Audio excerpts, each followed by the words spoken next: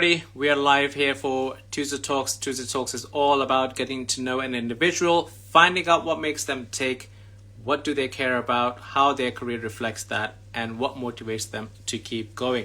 We always have interesting guests. So today we have an amazing person called Paul. I met Paul in Estonia this year for Mind Valley U, and I was just blown away with the conversation we had and during lunch, just sitting next to me. Without further ado, I see you there, Paul. I'll just bring you up, and we get you to.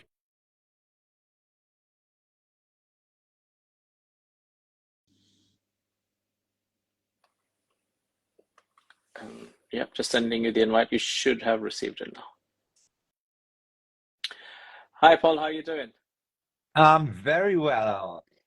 Good evening to you, but good morning from me.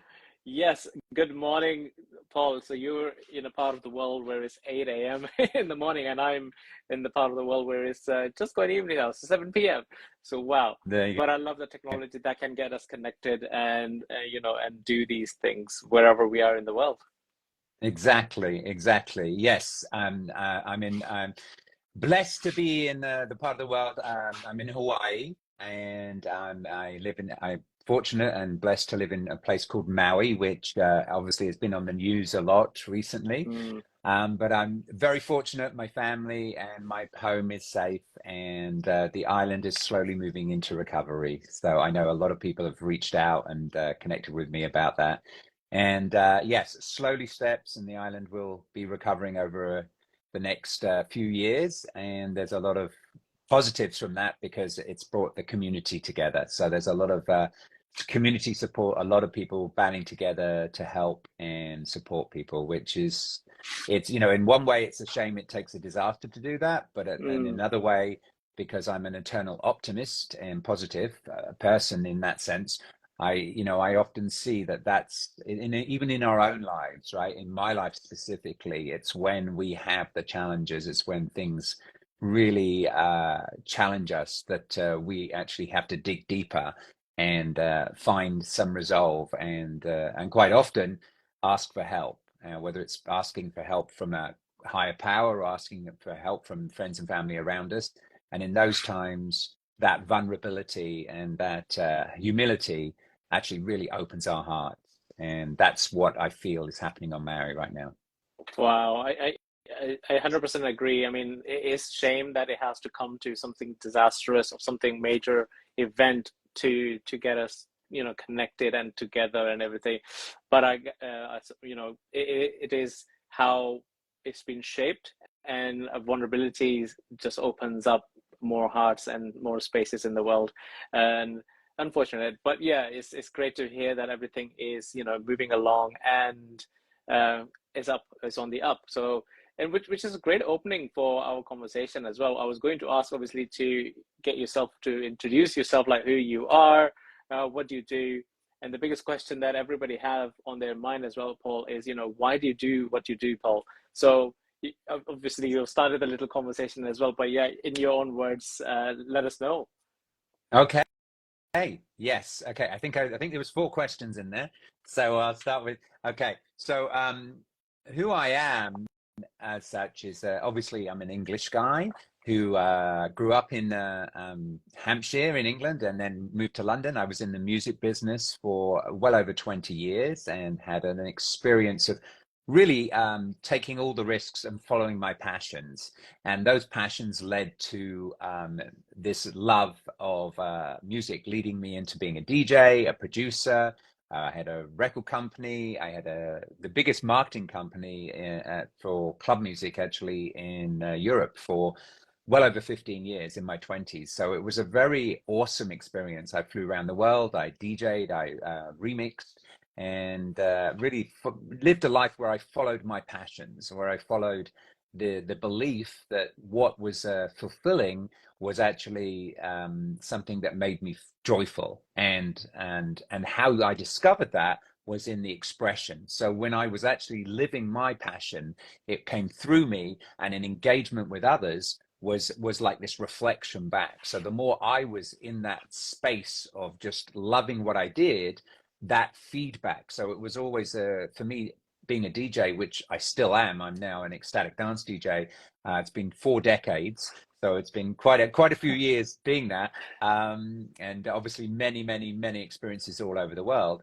But it's always been the thing, especially in some of the more challenging times in my life, that when I can go to start DJing, and there can be, I can be going through some stuff, I can be going through some challenges in my heart, and then I kind of, especially from a point of view ecstatic dance, I can choose music and tracks that are really like supporting my own current emotional space of wanting to open my heart and wanting to really get in touch with that, and then I feed that into the audience, and then the audience comes together as this unified whole, and there's this connection.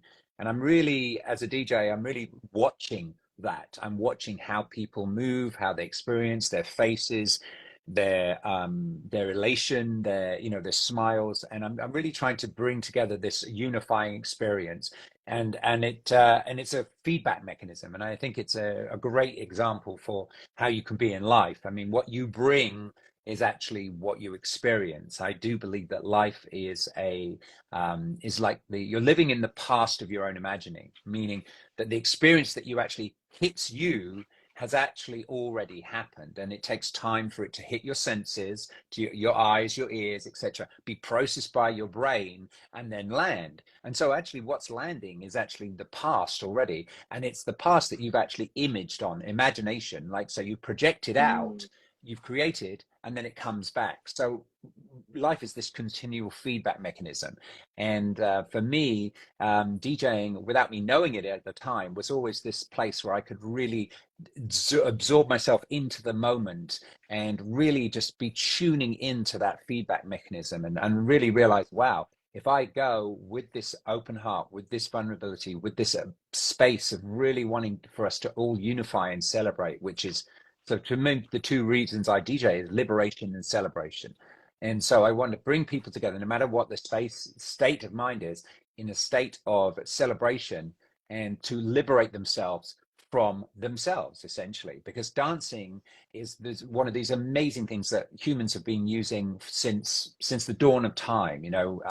Since drums, since they first got a bone or a stick and hit a rock, Exactly. and people started to move. Then people move into the moment. When you're dancing, you're in the moment. You become, and then in that moment we can all connect. And so there's this flow where the identity disappears, and you really go out doing that. And I'm very lucky to have been part of a new wave, like, which I never expected in Maui, of this whole ecstatic dancing, which grew up here in Hawaii about 12 years ago now, 13 years ago, something like that, 14 years ago. And this whole thing where basically I can have people 18 or 80 on the dance floor. I can play classical music, I can play spiritual music, I can play club music, I can play old hits. I can really weave the journey together. And it's been honestly something that's fed me throughout my life. And then in my 30s, I chose to sort of kind of walk away from that. I actually had a kind of an existential crisis, so to speak. I kind of had it. People talk about midlife crisis. This happened for me. This happened for me actually in my early 30s, because I'd Oh, actually wow. started everything very early. I had my business was really rocking. By the time I was 23, I was really rocking. And 20, my business at one point had 60% of the national records in the UK came through my business. And so as a young man, I was very, let's say, powerful within my sphere and powerful within influence of music and actually in the world. We did everyone from U2 to George Michael to Michael Jackson to Spice Girls, or all sorts of things, and all the underground music. So it was a very empowering thing, but also it was in a world where I really, the world basically works on this idea of fame, money, success. These are the like goal operations, and that somehow you're increasing your worth if you get them. So here you come into this world, and you have a lower amount of worth. And then if you get more fame, money, and success, and these days with social media, likes, followers, blah, blah, blah, influencers, all these things, then somehow you've increased your value.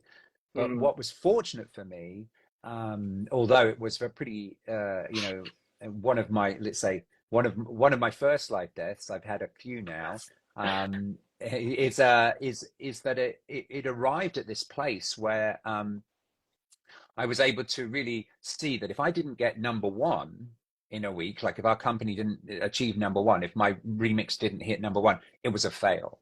So it arrived at Wow. this thing where like either it's you're winning or you're losing. Like either it's the top or everything else is a loss, which is absolutely crazy. That mentality. And one of these days, and after a few years running like that, I saw the pressure and stress that one, I was adorning myself, and I was actually at the front cover of Music Week, which is like Billboard in Hmm. the States. It's like a and where they were celebrating me for 10 years, and the fact that as a company I hadn't borrowed any money, nobody owed me. We were very cash rich. I actually am able to, I really believe that when you do something from a passionate, loving place, when you really follow your bliss, that it's intrinsically motivating, but it's also there's a holistic well-being. So the company was very healthy on all levels, so it's very interesting when people are, oh, I'm spiritual, I want to do this for God or whatever, and they have a very strong lack mentality, which they think is like two separate Mm. things. But it's really how you do one thing is how you do everything, and these things are aligned. So that passion 100%. was driving that success, right? But what I realized is that it got to this place where it was like a conveyor belt, and it was really like it was almost like chewing gum, it was like this week that's hot, okay, next week what's not hot, and I just got to this place where I thought, this isn't the way. There's something, I recognized that the journey that I was on, even though I love music and have carried on music later, that I got very disillusioned. And essentially I essentially had a breakdown, and I couldn't go to work. I mean, I literally I was sitting with my manager, and he was talking about all the things that were coming up. And I said, I don't think I can do this anymore. And he's like, what do you mean? And I said, I just don't think I can, like, I need a break. I need to like assess why am I doing this? That my Mm. passion is becoming so pressurized that I'm losing my belief in myself. And also there was a sort of switch in the club scene, which had started in a very euphoric way in the late 80s, early 90s. And it got very, let's just say, it got very elitist, and there was a lot of things like cocaine and champagne was the thing, and it became very overproduced, and the music suddenly had to be very cool the whole time, even though that Hmm. was my company was very much the credible company. The idea that that it was all about being cool, which it had been 20 years before, but one of the explosions of club scene had been that the whole, which is partly due to ecstasy, but it's not only due to ecstasy, but it exploded people's minds to this place of heart-opening love, Mm. and people would go, lawyers or, like doctors or whatever. There'd be a whole different people in the clubs together, and just very much no one cared how they looked. And it was all about connection. And that slowly over 10 years shifted, and it became very elitist, very cool. And the drugs changed, so to speak. And it shifted. Drinking came back in much stronger, because we're doing ecstasy, no one drunk, everyone drank water. So it was very interesting how that shifted. And so I shifted with that to the place of that I didn't want to go that way. I was not, I didn't actually do drugs. I couldn't do them when I do it as DJing. And so I had this sort of existential crisis, so to speak. And I ended up just getting up one day, and I said, I can't do this anymore. I actually went to my first ever workshop, and it was called the Flower of Life, which some people might know it. It's actually, I'll show you this is the symbol. You probably can't see it, but there's the symbol of the Flower of Hmm. Life. It's pretty famous. It's like 19 circles. But I went to this Flower of Life thing and workshop, and I came out, and in this workshop I had uh, like a death process, and I lost consciousness, and I went through this process, and I felt like I was discorporating. Oh, wow. It's actually in the introduction of my book. My publishers were like, "How come you've got all this wisdom and knowledge? What happened?" And I said, "Well, I went through this process, and I didn't never. I don't. If I'm as I now reflect on back on it, which was almost 20 years ago, 23 years ago, I realized that there was an aspect of me that died that day, and there was an aspect in that dying." Which feels like death. It feels like a negative, but from where I see it now, death is not a negative. It's kind of like if you imagine a river and the banks of a river, and then when the river is ready to widen, in other words, when you as a channel are ready Hmm. to receive more, then it has to take away the banks of the river, and that's your identity. That's some of your limiting beliefs, your limiting ideas, and so as it moved through, obviously I had a bit of a crisis because my identity and who I was seemed to not was just too Was restrictive. So you had to change pretty much, or open up to new Well, identities. yeah, I mean I basically called my I came out of that week-long workshop. I'd never been on a workshop ever before. It was actually in Kent in England actually. And I went to I came back and I couldn't come back. I literally went to a hotel for a few days and just sat in the hotel room just because I couldn't process life. And I was like all the things that I'd perceived that life worked on, what I now call an operating system of life, I realized was wrong. And that Mm. 99% of the world works on an operating system that's not even a true operating system. It's an idea of an operating. It's what we perceive is how things work based on our limited perception.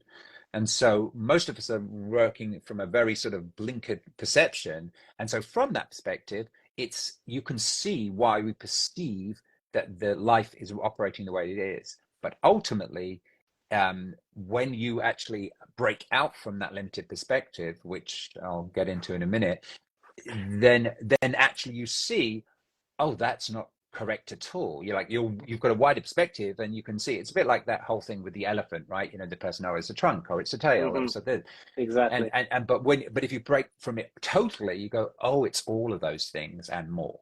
And you understand that those limiting perspectives are, it's understandable why people live that way, but ultimately that's not true. So I actually, from that place, I literally called my directors and I said, I carry on running the company, but I don't know when I'm going to be back. And I literally had 3 months where I sat in my garden and I would literally just look at the sky for hours and hours and hours, kind of almost praying, Mm. like literally feeling like that I was my identity was just melting away, and that I couldn't really operate in the world anymore. Like it wasn't possible for me to move forward and engage in the world from a perspective that everybody moved forward, lived from, and I used to, and now it was obvious that that wasn't so. And so what I did was I basically decided either I'm going crazy, which at the time my wife thought I was going crazy. She wanted to get me committed, so that was part of that whole journey.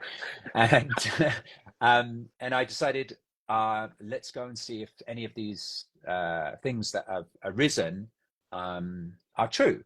And so there was a lot of ancient knowledge in that workshop. So I basically set off to go around the world and see whether any of these ideas, whether any of these places were actually real, whether any of this information had any real reality, or whether I was actually Mm. completely crazy and needed to commit myself. So basically that's obviously a lot of detail there, but essentially 6 years, at the time 72 countries. I've now done 96. Nice. But that was like no clubs, no bars, no alcohol, no caffeine, no relationships in the sense of women or whatever in that sense. And I literally went to mythical sites, sacred sites. I became a Reiki master. I became a firewalking instructor. I lived with Bedouins. I went to Tibet. I lived with monks. I went Wow. to Australia. I spent time with the Aborigines in the outback, and I was literally just going to everybody, I don't know what's your teachings, what's your like esoteric essential teachings. So I studied Sufism, I studied Gnosticism, the Essenes, you know, like the deepest part, like even in science, the quantum physics, which was, you know, very much just starting to become more spoken about. It's much more common to talk about that now, but back then, you know, everybody thought I was pretty crazy. And it was interesting because there was no internet, but there was an email, and I would write an email back to two or three of my friends. And by the end of my journey, there was like hundreds of people were following my email. So it was kind of like Mm, before blogs, but it was this yes. because obviously I traveled to all these places. But essentially, I came back from that situation, and I thought, you know, I said I'm not going to stop until I have the answers or new answers for me that I could build a new belief system on, you know. That's what And I I was was, going to ask. It just sounded like that you were looking for uh, an answer that what you believe should be it, right? Because obviously you went through this journey and then you came out and you're like, okay, I'm gonna just take the time and visit all these places and some more. And wow, I mean, I'm already blown away in terms of like how you traveled to all these places and lived with the locals and Aboriginals and studied Sufism. It's quite a lot, right? So yeah, it's that's not a short journey. no, it wasn't. I mean, and the interesting thing is that, you know, I really did believe the idea essentially is that initially you're traveling, and for the first 3 years, I'm like, everything's so different. The cultures are Mm, so different. The people are so different. They look so different. They talk so different. The languages are different, you know? And then slowly but surely, I started to see the commonalities. Because you see, the thing is, when you're traveling on your own, you haven't got an anchor. And what I mean by an anchor is the people, your family, your friends, your society, your culture around you anchor you and help keep your identity kind of like restricted. So when you mm, travel, and the reason why it's so popular now with the nomad mindset, so to speak, hmm. is that, and especially if you don't travel with people, then you can actually, your anchor is up and you drift. And you can each time you come back, you're like, people are like, whoa, who are you? Because you're not the person who left, because you haven't had any like any of these anchors to keep you that way. And so what I was able to do was really connect. So my connections were with my taxi driver, with my tour guide, with the little girl asking for something for me on the street in India, or the Mm. little girl at Angkor Wat showing me around the temples. These were the experiences I was having, and so slowly but surely, two things happened. One was that I started to see all the similarities, even in the differences. In other words, somebody who lived in the valley would talk about the mountains where the gods were, and there's somebody who lived on the mountains would talk about the valley where the gods were. So, but they were both actually talking about the same thing. If I can give you an analogy, if you imagine an old-fashioned wheel with all spokes coming in, so like a wagon wheel or something, Yes, right? And if I'm here and I'm moving this way, and you're here and you're moving this way, we would see we're at odds. We're actually moving against each other. And that's what a lot of mm, the religious wars are about. But if we both realize we're moving towards the center, we recognize we're both moving to the same destination, even though we're starting in a different point and we're moving the opposite direction. And so, even though you can start in a different point, move the opposite direction, you can be going to the same place. I And really so, love that. that's right. So basically, all the different religions and all the different, so you've got the different religions, you've got the different, like the mindsets, like science and All all the the mythologies and beliefs, yeah, all the belief yeah, systems all the are. different belief systems are all actually heading towards the center. And in the center of a wheel is actually, for a wheel to function, is nothing. But in our limited mindset, in the old operating system, we say nothing. We see that as an absence. We see that as a negative. We see that as lack. But in what I call OS3, which is basically the operating system that I now feel is actually how reality works, which is pretty much almost the opposite to how most people think, is that nothing is no thingness, which is the concept is that um, uh, God or source or the creator or the originator of what we call existence, for it to be functional, it has to be infinite potentiality. In other words, it has to be the absence of everything. If it's the absence of everything, then it has the potential to be anything. So if it is anything, if it's defined in any way, it's limited. So all definition is limitation by definition. And so essentially the no thingness is actually where everything arises from. And it's this infinite potentiality. It's a bit like white light holds all the colors of light within it. It's the collective of everything, and it's the absence of anything. In other words, the absence of any color is actually the presence of all colors. And so that's the same analogy. And so I started to understand that all these different belief systems were leading to the center place. And I decided whatever was actually present in everything, then I would keep that. And so I started collecting these beliefs that arise in all these hundreds of different mythologies, religions. If it was present in all of them, then it was probably worth keeping. And that's how by the end of it, I collected these like, let's say, these cornerstones that seem to be present in everything, every esoteric belief system, whether it be Tao, Zen, Sufism, Gnosticism, Essenes, blah, blah, blah. If it present in all of it, it's probably worth taking on, at least practicing with. Now, this is when life gets really interesting. This is when I thought, oh, great, I'm gonna, I actually decided at the time that I needed to share this, and people always should become a therapist or whatever. And at the time, therapy was very much aligned with psychotherapy and these kind of things, and had a sort of a lot of mental ideology around it. And also it was more about explaining, and I recognized that I really wanted to share my message. And at the time, coaching was really pretty much everybody I spoke to. I became qualified. I got taught to be a coach by the guy who originated it in London in the 60s. And his name's Charles Bentley. And he was one of the first people to ever even coin the phrase. And so I got trained by him back in the time. And I'd tell people, and people would go, what? So what, sports coach, soccer coach? What do you mean coach?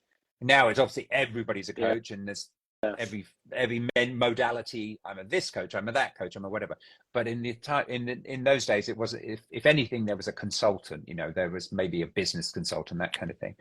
Anyway, but I decided to do that because I really wanted to be. I feel coaching is very active, proactive. So I'm very and in a lot of ways, I'm very much, I cut through the levels of the identity that wants to explain itself. And so when I work with people, which I'm very selective about it, because essentially it's I say to people, people say, what do you do? And I say, I travel the world and incite revolution. And they go, oh, okay, revolution sounds interesting. What sort of revolution? Are you a CIA operative? What are you? And I say, well, no, it's like self-revolution. And they go, okay, all right, what does exactly that mean? that mean? Yeah. And then I go, and then I go, that's when you find yourself revolting. And so that's when, and people kind of go, hang on, did I just get insulted? Hang on, what just happened? Suddenly I was intrigued, and now I'm feeling a little unwary. I actually remember that as well. I think this is how actually we met as well. At so I was meeting my friends at that lunch place up on the balcony restaurant, and then you were there as well, meeting your friends. I think we ended up one big table, and you were next to me, and this was the conversation we also had. It was like, revolting by yourself. It was like, interested. I was like, what is this all about? So continue. Sorry. So that, and that's the thing, because it's a, I'm being English. I have the English humor weaved, my kind of it's like a cheeky humor that actually cuts through, but also it's kind of real. It's like it's disconcerting almost sometimes, but it sort of makes you think. And I think humor is a great access point for that. But the point is, when you find yourself revolting, there's two meanings. So first one is, you find yourself revolting, so you're in an act of revolution. So you look in. And what I mean is, when you look in the mirror and you find yourself revolting, you're like, shit. You look in the mirror. All of us look in the mirror every morning, and there's this process where a lot of us have we have good days and bad days, but there's a disconcertion. And the disconcertion is the inauthenticity that we're trying to sell ourselves and everybody else. And we know it. And when we're trying to beautify our face and we know, we're like, oh my God, I'm so full of shit. Oh my God. Is anyone going to buy my shit today? I'm not sure. So, and there's a certain point in mid, which we call middle age, where you start going, you know what, I just don't buy it anymore. I can't do this anymore. And especially if you've got the fame, money, power, success. So, I was saying earlier, I take on a certain amount of clients, but most of them are those who have this understanding. They have the fame, money, power, and success because they understand that it becomes a container, it becomes a restriction. And when in every moment, if retaining your fame, money, power, success, or attaining more, so in other words, then that becomes more important than your authentic expression in every moment. And so you become more and more trapped in it. Your followers, the people around you, the people you're in the support system, the people that work for you need you to continue to be that. And so it becomes a restriction. So your evolution becomes curtailed, and slowly but surely it becomes a weight. And so you literally look in the mirror and you go, I find myself revolting. And so you're in your act of revolution, you're like, I can't do this anymore. And so that's where, so I say to people, if you're very enamored with yourself, then you probably don't want to speak to me because you probably won't survive. And, that's in other words, my understanding and what my humbling happened to me is what brought me to this understanding that, our biggest issue is our identity.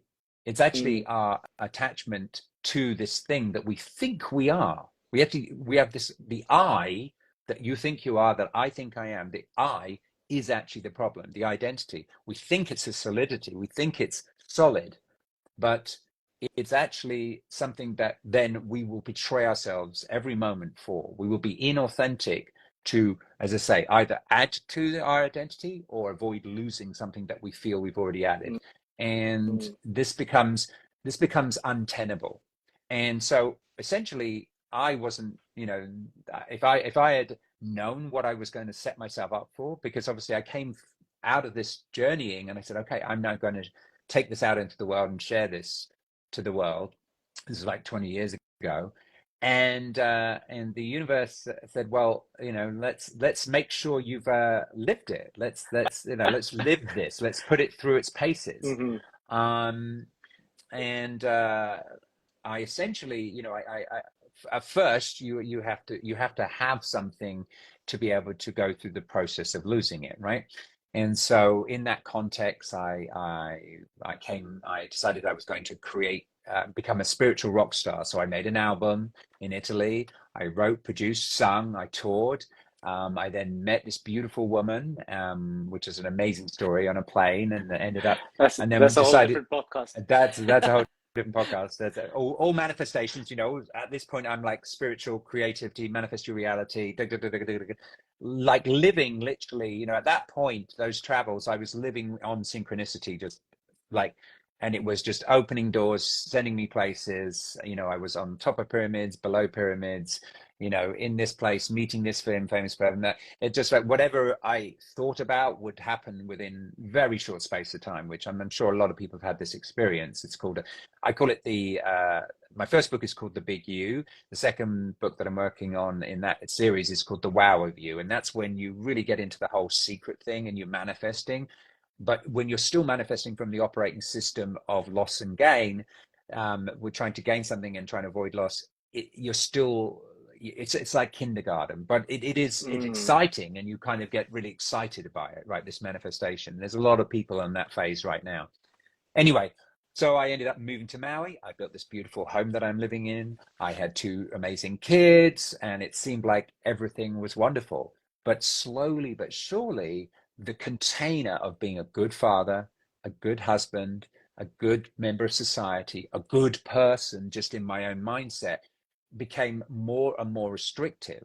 And my own authentic expression that really had driven me for those 6 years traveling became less and less available. Oh no, I've got to do this. I have to do this. I have responsibilities. I've got to do this. I shouldn't do this. A good person wouldn't do this. A good father would do this. And suddenly I became very closed down. And then in that space, things started to unravel. My relationship started to unravel. My financial situation unravel. And it's a much longer story than this. But essentially, I ended up in a place where I was screaming in my kitchen. There was a day where one of my tenants had sent their boyfriend down to knock on my door at 7 a.m, and I'm standing there with my 2-year-old daughter, and he's screaming at me that he's going to punch me if I don't get the hot water fixed in one of the units, which obviously I'd been trying to get fixed. And if anyone's ever lived on an island, things are not Yeah, that quick to get yeah. sorted out. But anyway, and he walked away, and I just couldn't believe, and I was like, wow, is this really my life? You know, I'm at this level of shutdown and stress. That wasn't, you know, that isn't the whole story, but Of that was just course. showing me where I got to. I was estranged with my wife at this point. I was sleeping on the couch. Things were, you know, but the world thought we were super happy. We had a young child, and it was very, very difficult. And I was screaming in the kitchen to the top of my voice, and I just sort of, God, I can't believe this has happened. How did I go through that whole cycle of worldly success, then do my travel journey, discover all this wisdom, create this beautiful life from it, and then suddenly watching it implode? And Wow. I said, take me now. I'm done. I'm done. 10 days later, I died in hospital. So Wow. 10 days later, I got rushed to hospital. I was sick for a while here. I got E. coli, and I got sepsis, and then I passed. And it was pretty, you know, it was a pretty shocking experience, but at the same time, honestly, as I sit with it right now, as I'm sharing it with you, it was one of the most beautiful, most peaceful moments of my life in that Mm, sense. I mean, it was actually outside my life, so that's probably why. And there was this experience where, you know, my body was dead, and there was this awareness. I'd say there was a presence. It wasn't Paul, but there was a presence. And that presence was aware of the identity that was Paul, this English guy that was trying his best, that was, you know, trying to be this, that, and the other. And I realized that I had this opportunity to simply surrender that. And in that surrendering, there was this beautiful peace, and there was this dissolving experience starting to happen, which was similar to the experience from the workshop. But this was like, you know, I was on the other side of the veil. mm, These are all words that mm, I use mhm, now. Obviously, then mhm. it wasn't words, but now I'm trying to explain to you in a small way on this small podcast. And in that place, I was able to witness the offering of this dissolving was actually freedom, with this moving back into this infinite potentiality. Because all reality is finite actuality. It pops into awareness. It's held by attention, and then when the attention of consciousness moves from it, it dissolves back into infinite potentiality. And Wow. so that was the opportunity, and it was so inviting and peaceful. And there was this movement towards it, and then there was this, oh, hang on, there was this sort of little tap. I mean, not real tap, but it was a little tap, and it was like, well, if I brought myself here, if I manifested my own reality, then I manifested all of that journey and this death and this opportunity. So yes, I can dissolve, but what's to say I wouldn't reincarnate, or, you know, whatever your belief Mhm, systems are, another experience to bring me back to this? Because if it's all serving me and I'm making it for my own evolution. And so that had me pause. And then so I reflected, and I realized, oh, the issue isn't the presence, the issue is the identity, the issue is the investment into who I think I am, who I think I've been, where I've been, what I've done, what I've accomplished, you know, what I've studied, what are my attributes, well, all these things. And that's all fine if they're resourced, but if they are limitation, if they're attachment, if you turn them into something that becomes restrictive, then they suffocate your evolution. And mm. so I realized I had a choice to go back and let go of those, how and to experience life letting go of that. I had no idea what that choice was going to set up in my life, but I did, and it was amazing. I mean, literally, I literally had this experience of falling back through all of these experiences within that lifetime, but many lifetimes, and then sort of suddenly awaken into my eyes, and my eyes sort of opened, and I was there, and then the doctors were there. He's back. We've got him. It's heart rate and all that hospital story. Wow. Wow. But essentially within I think it was like 4 hours. He came to me and said, "You seem to be doing really well. We're going to keep you in, you know, da, da, da." Another 8 hours later, he came to me and said, "Well, your vitals have been completely steady. We don't understand. Doesn't seem like you're sick at all right now. The sepsis is gone. Your heart rate's back up. You've got to go. We need the bed." So, so I was at home that night. So from 8 in the morning when I came, by that evening, I was at home. Um, Obviously, there's so much more to this, but essentially, then my real life started to come apart, and I have Mm. what I call, and I've written about and talked about, but I'm also turning this into a book called Life Deaths, and that's basically so. After my physical death, I then had my relationship. So I had my divorce, and that let that go. I then had my financial death, which basically overnight, everything. I'd sold my business, and I had about 5 million at that time.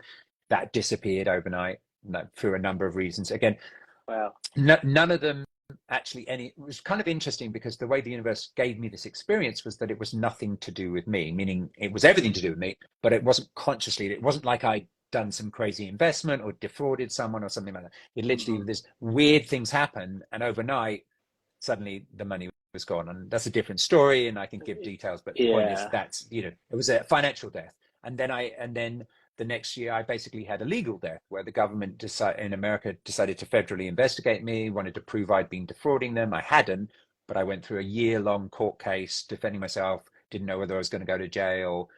That was like a legal death. And then I had Wow.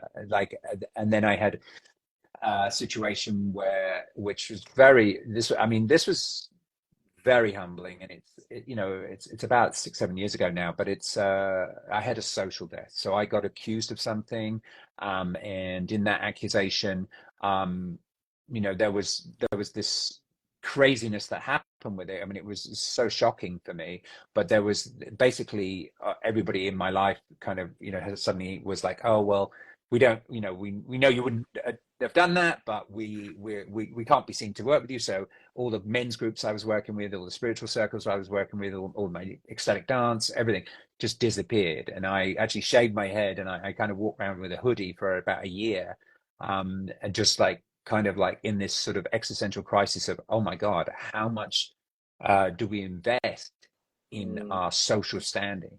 And it can literally die like that, and quite extremely. And there's so many details to that, as you can imagine. And it was a very traumatic time. But essentially, I came out of that, and then, as if the universe was saying, "Were you listening?"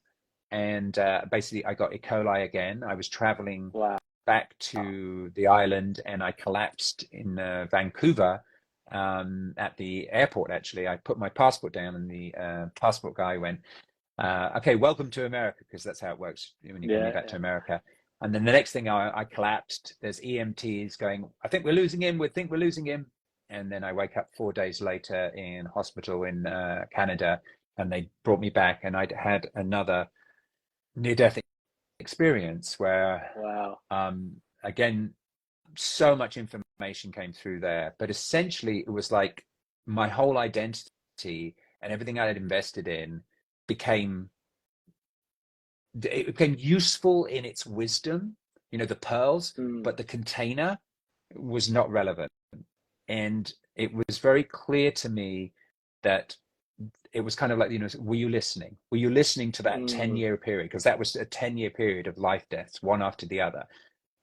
Do you understand that you're not any of those things? And it was very powerful. It was like there was a presence that was so much more available because it didn't have the container of any of that identity. And I decided, this was sort of in the other side, so to speak, that I would that do I pass this time, or do I come back and share? Like, how about sharing this, in the sense of that I believe that life's about including. So the more you get out of the way, the wider receptacle you can be. It's like you're not a container, you're a conduit. And so if the more I can include that, all that is, every other person, every other thing in the world, as an aspect of myself, the less I have to be identified with a small self. And Mm, so I decided the way to do that, the way that it's intrinsically motivating and exciting for me to do that, is to actually share that. I've got to be honest with you, and then after making that decision, that's when I came.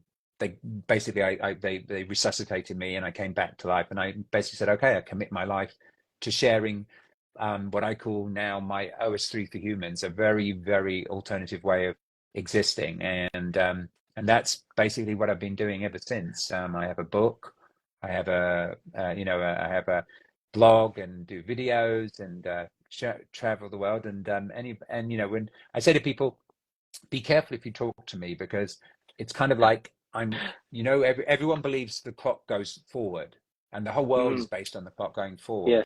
But if you talk to me, I will explain to you that actually the clock goes backwards. So it's kind of like literally, the longer you listen to what I'm sharing, the crazy thing is that I thought, this is crazy. Maybe 1% of the world will understand it. That's okay. But actually, as the more I go out, the more I share. I was at Mind Valley where, we met.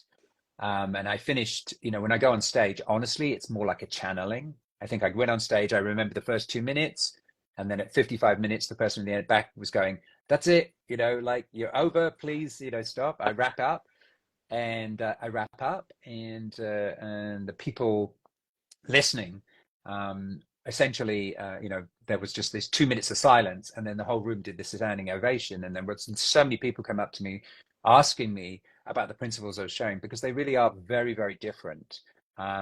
It really is like the opposite to how most people are motivated. Mm. Um, It's which I realize I haven't really even got into any of that yet. yes, This was all that's this was all my sharing, my that story. that was just the beginning of your story, right? Yes, But exactly. I quite like it, and I like the depth of the story in terms of how many times what I was taken away was right how many times actually universe knocked at your door, like, and also repositioned you to the places like, okay, which now you obviously understood and everything converted into an OS3, the operating system 3. But how it was like guiding you and nudging you towards it, to just understand, leave the container, right? So every time you did come back, you did jump back into a container, from different containers to different containers to different container. That's what I was picking up. But the case was like, universe, like, hang on a minute, let go of this container. Just be the conduit, as you just said. Be the conduit, and everything we've given you the examples. Look, you thought about it, things just happened. You thought about it, it just happened, right?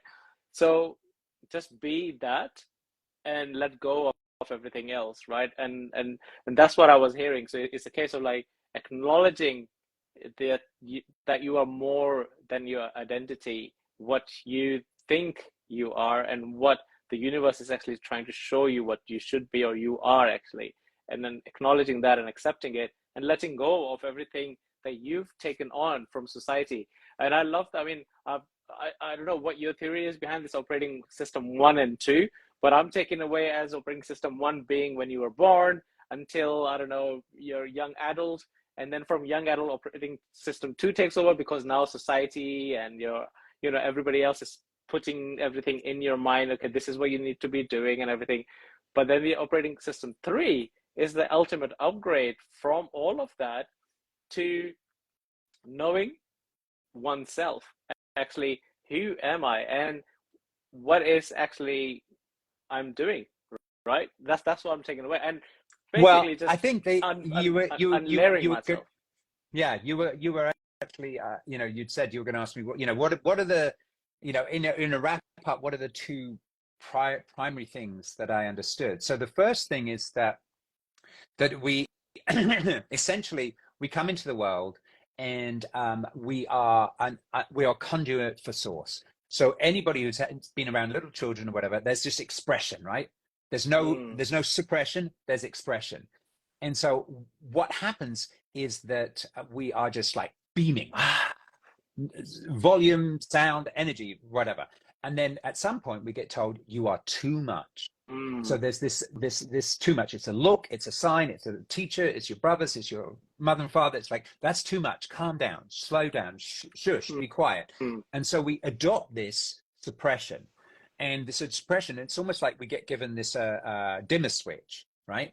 And so we put this dimmer switch and we get put on, and our parents slowly keep, every time we get unruly, they tone it down, or eventually get sent to your room or whatever. Or, you know, in the old days, I used to get smacked. So, you know, that was like, I mean, that's just the way it was. You know, there was corporal punishment in those days, and you got a slap if you were too loud. But essentially, eventually you learn to use your own dimmer switch, and then that's when you're allowed into the adult world. Now you can be accepted, you can tone yourself down. But what happens, right, is, so here's your natural expression. Here it comes every moment, his authenticity, here's the expression, which authenticity is the expression of love in every moment. Love is the absence of conditions. So if it has a condition, it's a trade, it's not love. Love, which is what you are. You're not you're not a thing, you're a conduit for the expression of love from a certain perspective. And so here comes love, it's authenticity, and here comes your border control. And your border control is like, hang on, is this going to embarrass me? Is this going to annoy someone? Am I going to get told off? Am I going to get upset? Am I going to lose something? Am I going to gain something? And so then you edit your expression. And so out comes this little expression, which is this little watered down kind of, but not really, and sometimes completely blocked. And so obviously over a certain amount of time, that all that energy has to go somewhere, and that builds up in your system. It creates disease physically, mentally, and emotionally, and eventually the frequency gets to the point where it shows up in your body. I could get into the whole realm of health and physicality and those things, and as to why all disease, and it all comes from this place.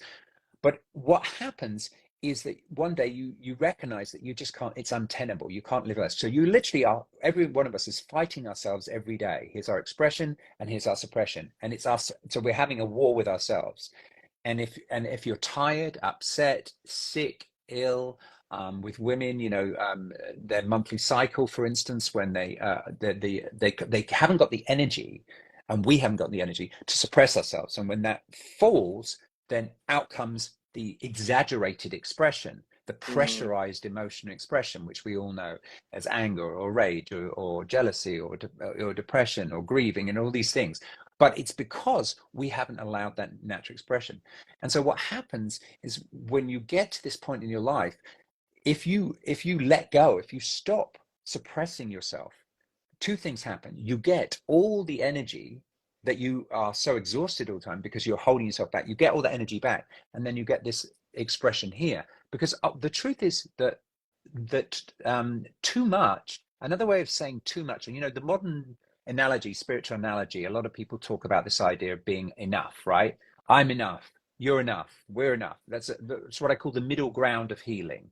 But early ground of healing is like you know, the sense of the victim, and the sense of counseling and grieving and owning, you know, oh, this happened to me. And the middle ground is like therapy, understanding, and then I'm enough. But you know, without being too insulting, I call bullshit on that, because the point is, you're not enough. If you are too much, what are you? If you're too much, you're not just enough, are you? You are, I'm trying to see if you can, what are you? If you're too much and you're not, it's not you're enough, what are you? Well, you're yourself, right? Okay. You're more than enough, right? So There too you go. much There you go. Yeah. is more than enough. And so you've got two choices. You either suppress it, which is what we all do, OS2, or you express it. And so expression, so basically you get out of your way, you become a conduit, because love is felt in the expression of it. Love, you can't get love. And so many people around the world, essentially all fame, money, power, success, adulation, all these things as the substitute for us trying to get the love that we are holding back.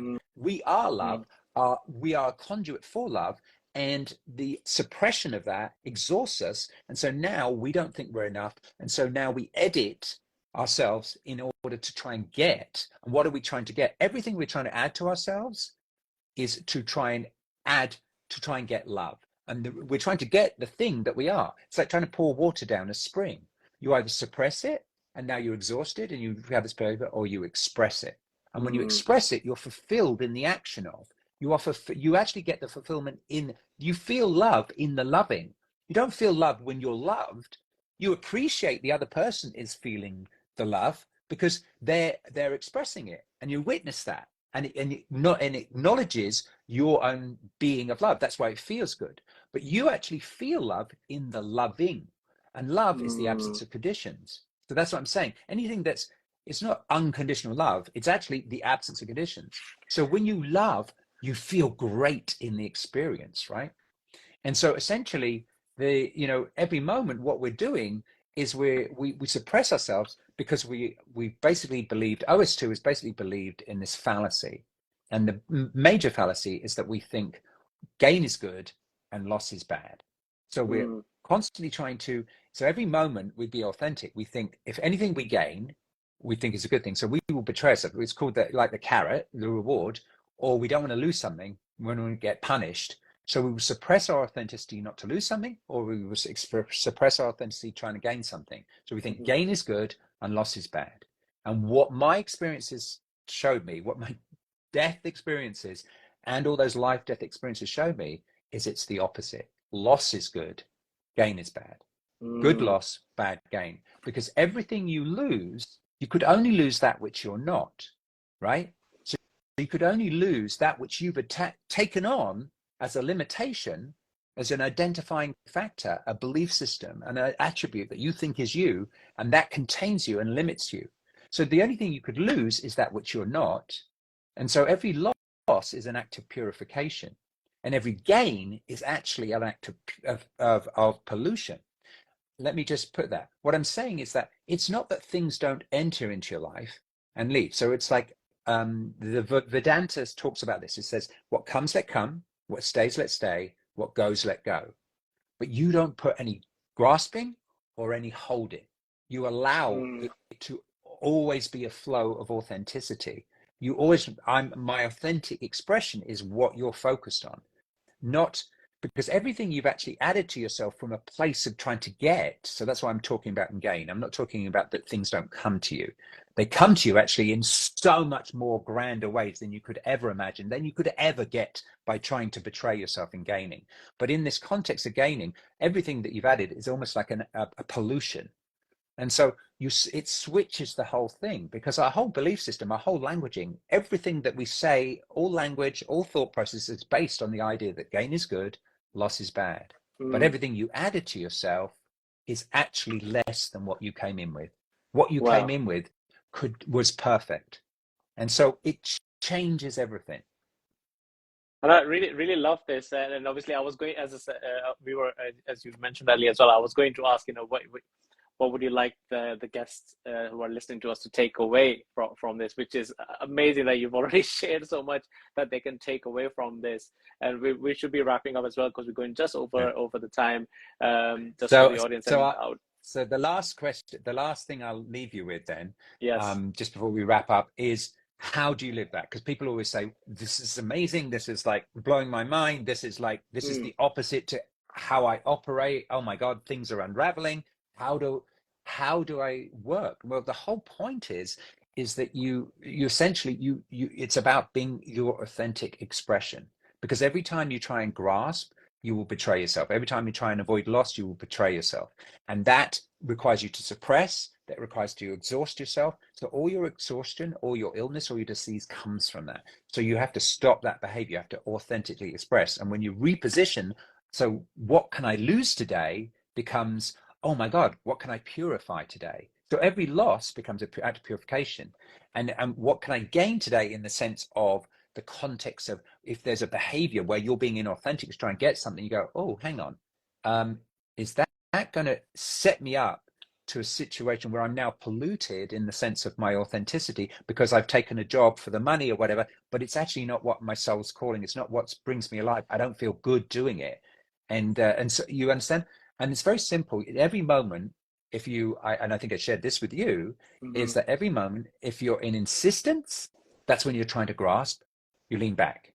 And if you're in resistance, which is when you're basically trying to not lose something, you're resisting, you lean in. So any situation, because truth requires risk. So essentially, Wow. any moment, there's the choice that's non-risky, which is a lie, or the truth, the choice that which is risky, which is truth. Because the thing that's at risk is a lie. The truth is never at risk, whether you choose it or not. Your authentic expression, which changes every moment, it's not constant. Every moment you check in and you go, am I insisting? Oh, okay, let's lean back. Am I resisting? Oh, let's lean in. And you go, okay, the truth is the choice that's going to risk a lie about myself, something that Mm. I'm holding on to, that I've identified with, a person, place, situation, belief that needs to go because it's now limiting me. And so when you live from that place, you start to develop this capacity to live in the moment, because you're tuning in. It's like sailing a boat. You have to tune in every moment, the wind, the ocean, the tides, all these things, and you just micro adjust. And every moment you go, oh, look at me insisting. You're in a conversation and you're insisting. You go, oh, okay, why was I insisting? Wow, I really wanted that person to believe me or listen to me or whatever. Oh, why was I resisting? Why am I avoiding this person, avoiding this situation? Okay, let's lean in. Let's see which. And so you switch that and you start to celebrate your losses, in the sense of wow, your purification, the things that you are letting go, your restrictions. So you're losing restriction. So this is Mm. what I would leave with you with as a modality to operate in this new way. I really love that, and I'm sure, and I saw there's been a few people who've hung about since from the beginning of the episode to now as well. So there's been lots of aha moments for myself as well to be taken away from here, and yeah, I mean, it's one aha moment to another, and throughout the whole, I had a few questions. I was like, I can't even ask those questions because you've already answered them straight away. It's like, oh, okay, then the questions were being answered. But I really appreciate your time that you've taken out to obviously share this journey and share the OS3. That you did mention that you had a book out. How can people get hold of that book? Yeah, the book is The Big U, which is as opposed to the small u. So the O is to the restricted U is the small u, and the big U is the unrestricted U, which you're obviously traveling towards. You are actually always acting from that place, but you funnel it through. So the idea is that you Mm, slowly remove. So it's called the subtitle is A Guide to Self-Revolution. So it basically sets the premise. It's questions, explorations, and then inspirations. It's in three parts, and it resets the premise, the basis of your operating system in life. And that's available on Amazon or Audible, or actually all the online books. I've done the audio book now, so a lot of people ask for that. I do have a daily blog on Instagram or WordPress, LinkedIn. I have I do posts and now there's like 5 years of that, so you can go, oh, hang on, I'm dealing with jealousy, and you can look up and there's probably 4 or 5 blogs where I talk about that. And the principle is that I say, this is how OS2 works. This is an issue, like jealousy is an issue. How do we deal with it mm, normally? And then I say, this is how we normally deal with it in the world, and this is why that doesn't work. This is why it doesn't actually work. There's a lot of things when you look at your life that you deal with that people say, yeah, that's the way to deal with it. And it doesn't actually leave you feeling good. You don't feel good. And then the third paragraph of each blog is this is how, from an OS3 perspective, this is actually what's going on, how it works, and how it can serve you. So I'm sort of, and it basically it's what's going on for me every day. So it's kind of like like I shared, this is, oh, I'm dealing with jealousy, I'm mm. dealing with insecurity, or I'm dealing with grief, or I'm dealing with an illness, or and as I share that, then that goes out. And now there's such a wealth of material, you can really dig into any questions you would have. So that would be a great resource. And and it's free to follow or whatever. So go on Instagram, follow me, or my website. And what I would leave you with is ultimately, there's no mistakes.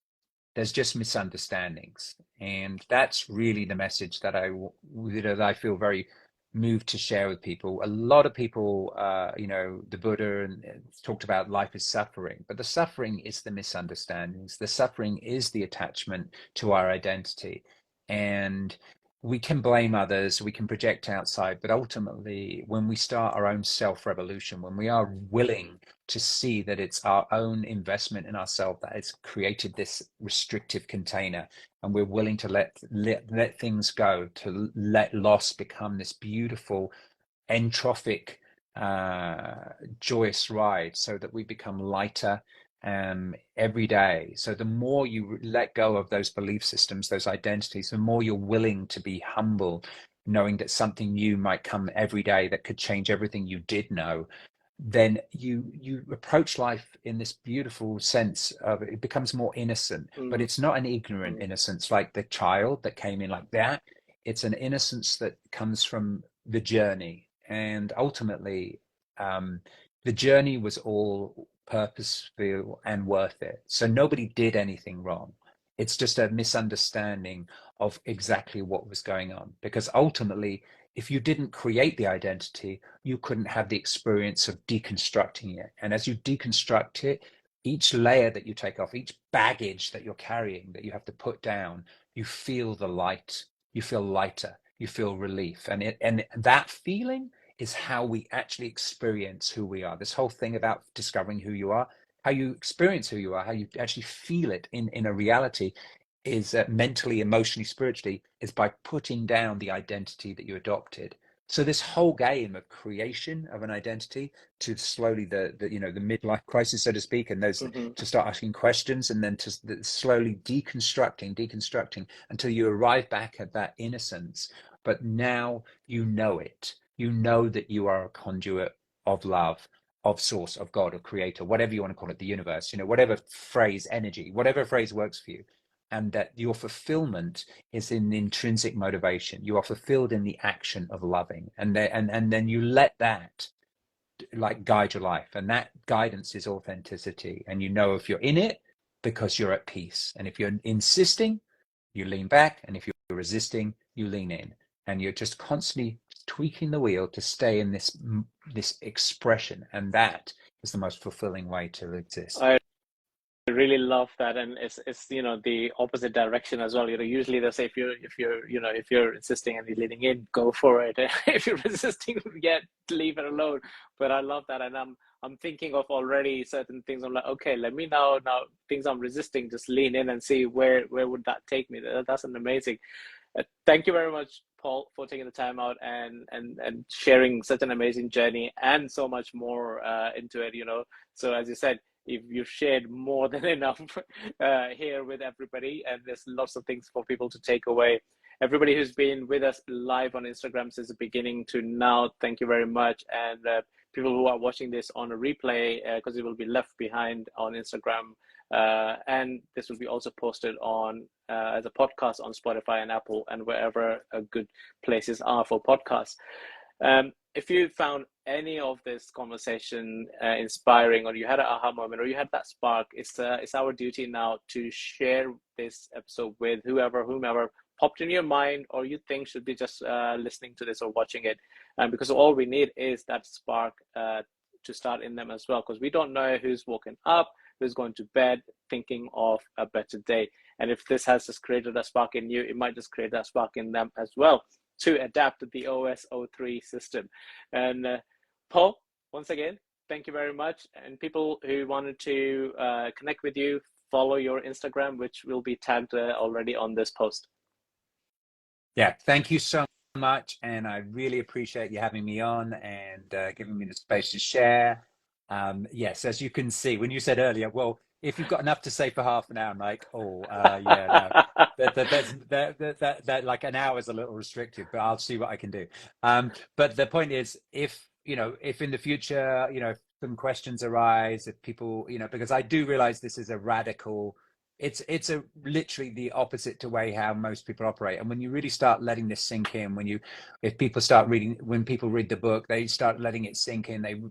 It literally unhooks everything about not only their exterior life, but their interior life, because really your exterior life is a reflection of your interior life. So when you recognize that the operating system, that all your applications, i.e. your identity and your job and your relationship, all those are applications running on an operating system. When you recognize that operating system is like this, that this is what you do every day, then it starts to unravel and changes everything. So I'm very happy to, you know, as I say, people can check out my blog and my website where there's a lot of resource there that's free to people to check out, but also to come back. And if you know, if there's questions people want to ask, because it does open a lot of like, it's like Pandora's box, Of so to speak. course, of course. And people are like, oh my, so, what, you know? So I'm very happy in the future at some point, you know, I can come back and we can dig into some more Of like questions course. about what does this actually mean? How, you know, how do you actually exist? I, And I am working on a I book can called, definitely see that happening. You mean there'll be yeah, you'll be coming back a few more times. okay. Awesome. Well, and I'll leave you with this. My new book that I'm working on is called Fluidity, the Art of Deconstruction. And that really is addressing how do you live? If you're not an identity, what are you? You're a fluidity. You're, you know, it's Mm, like you could, if you went to the river and you took a picture of the same river 3 days in a row, you'd say, I went to the same river. But actually, if you think about it, the water in the river is different. You can't take the picture. And that's what you are. You're like the water running through. It looks like the container is the same thing, but what's coming through literally is constantly changing. You're a mm, fluidity. You never mm, were an identity. The person you were 5 years ago, 5 minutes ago, 5 years in the future is never been the same. And so you start to understand the craziness of trying to, you know, this security. I call them the four evils: security, safety, privacy, protection. All of these are so necessary. If you have an identity, you need to keep it secure, safe, private, and protected. And you will betray your authenticity every moment for those four things. But keep when you them. understand you're a fluidity and that actually you're constantly changing, then you don't have to expend so much time protecting yourself, trying to keep yourself safe and secure. You allow things to move Mm, away. You allow mm, things.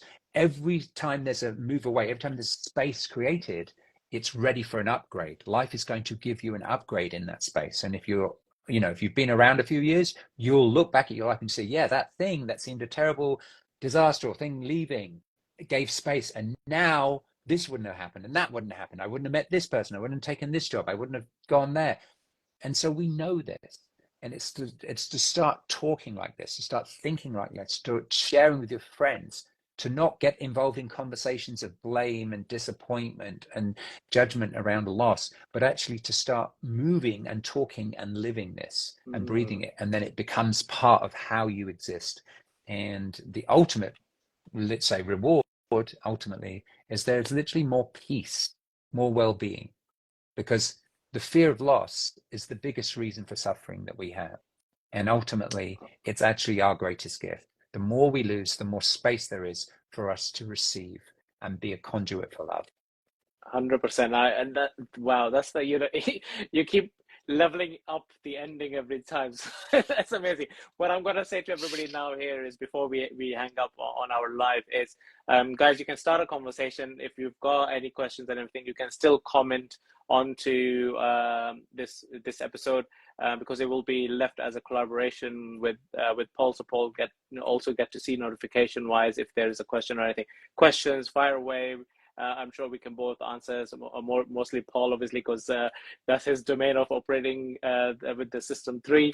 So we can understand that. So fire away, guys. Start a conversation. If there is something burning in your heart now that you've been listening and you're like, what does this mean or how? Just drop it in, and I'm sure we will come back to it. Paul, thank you very much once again. Thank you so much. I appreciate it and have a great evening. And You thank have you the so rest of much a to great morning. everybody. Yes, thank you to everybody listening. And yeah, may, and if any moment of this has just brought a little bit more peace and a little bit more optimism in your life, then, you know, then it was worth every moment, because that's, you know, basically I see myself as a virus now, and I want to infect everybody with this, so that the seeds of this new operating system spread around the world. So please share and share with your friends, discuss with other people, and see what comes from it. Well, that's definitely a step forward with this podcast now as well, because I was really affected in Estonia, and I was like, this you need to come on. Right. Awesome. Thank you Thank very you so much, much. guys. Thank Thank you, you, Paul. Zishan. Take Bye bye. care. Bye bye.